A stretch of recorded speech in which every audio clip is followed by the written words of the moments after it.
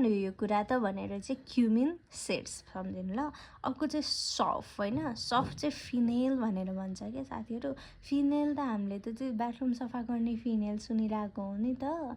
अनि त्यसपछि सफ पनि त अब हामीले खाना खाइसकेपछि मुखलाई फ्रेस बनाउनलाई, मुखलाई सफा पार्नलाई युज गरिन्छ नि त। त्यही भएर चाहिँ बाथरुम सफा गर्ने फिनेलले, मुख पनि सफा गर्ने सफले, त्यो पनि फिनेलले भनेर सम्झिनु।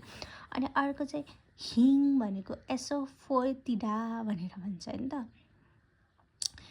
हिङ यति दालमा फुर्याउ त सफा गर्छ, टाइट हुन्छ पेट भन्छ।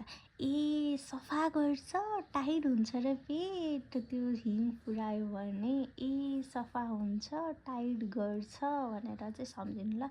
ए सफा टिडा, ए सफा गर्छ हिङले, टाइट गराउँछ पेटलाई, हिङ फुरायो भने भनेर सम्झिनु।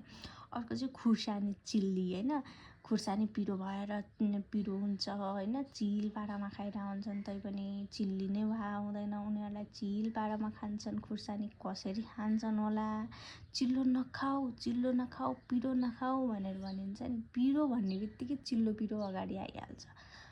पिरो भन्ने बित्तिकै नेपालीको के अरे नेपाली फुड त एकदमै, नेपाली खाना त एकदमै चिल्लो र पिरो हुन्छ।